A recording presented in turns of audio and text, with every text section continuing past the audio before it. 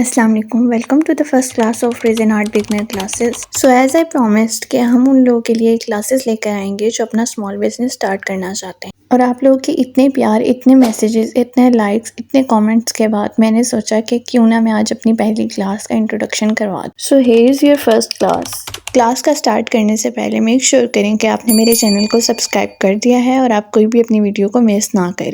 आप लोगों की रेज़न आर्ट से लेकर जितनी भी क्यूरीज हैं आप मुझे इनबॉक्स कर सकते हैं ताकि हम अपनी अगली आने वाली वीडियोस में इनको डिस्कस कर सकें, या आप इस वीडियो के नीचे कमेंट भी कर सकते हैं।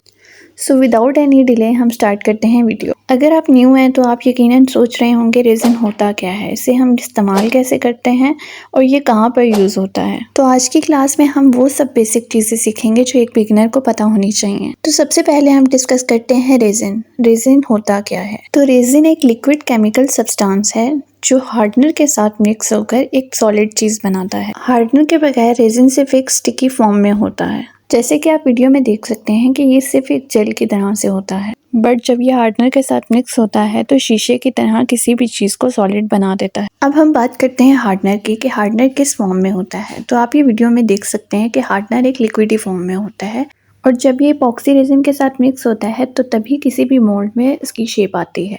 रेजिन अकेला कभी भी हार्ड नहीं होता, इसके लिए हमेशा हमें एक हार्डनर की ज़रूरत होती है। रेजिन और हार्डनर आपस में मिक्स होते हैं तो एक केमिकल रिएक्शन होता है। इसकी वजह से हमेशा आपको कहा जाता है कि आपको अपनी सेफ्टी का ख्याल पहले रखना है, क्योंकि रेजिन और हार्डनर को मिक्स करने की वजह से जो केमिकल निकलता है वो आपकी इनहेलिंग प्रोसेस में हार्मफुल हो सकता है। इसलिए आप जहाँ पर भी अपना रेजिन का काम स्टार्ट करें, आप इस चीज़ को मेक श्योर करें कि आपके रूम के अंदर विंडो है, आपका रूम वेंटिलेटेड है, क्योंकि सेफ्टी आपकी हेल्थ के लिए बहुत ज़रूरी है।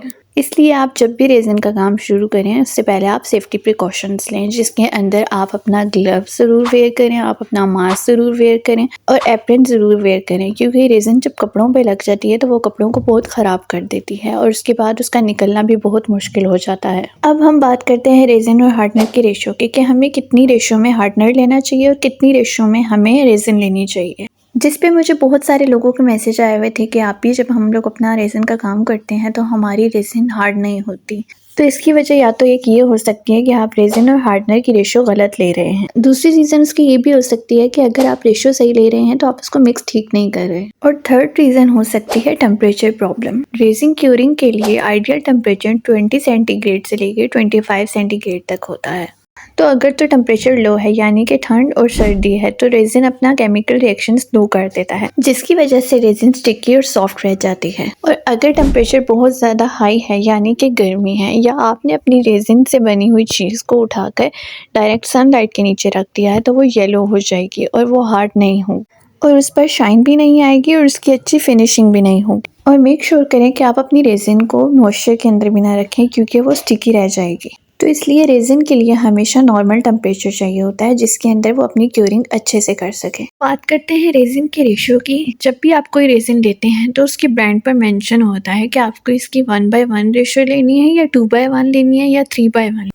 1:1 का मतलब ये होता है कि आपको एक रेशो में रेजिन लेनी है और एक ही रेशो में आपको हार्डनर लेना है। जैसे कि मेरे पास 8 रेजिन की रेजिन है, इसके ऊपर 1:1 लिखा हुआ है, तो अगर मैं एक रेशो में हार्डनर लेती हूँ तो मैं एक ही रेशो में रेजिन भी लेती हूँ। अगली आने वाली क्लासेस में मैं आपको सिखाऊंगी बेस्ट अल्टरनेटिव। अगर हम कप में मेजर नहीं कर सकते तो हम इसको और किस चीज़ में मेजर कर सकते हैं जिससे रेजिन और हार्डनर इक्वल क्वान्टिटी में मेजर हों। तो आज के लेसन के अंदर हमने रेजिन की बेसिक सीखी। अगर आप लोग मज़ीद चीज़ें सीखना चाहते हैं और मेरी क्लासेस ज्वाइन करना चाहते हैं, मेरे चैनल को सब्सक्राइब करें और लाइक करना मत भूलिएगा। Thanks for watching.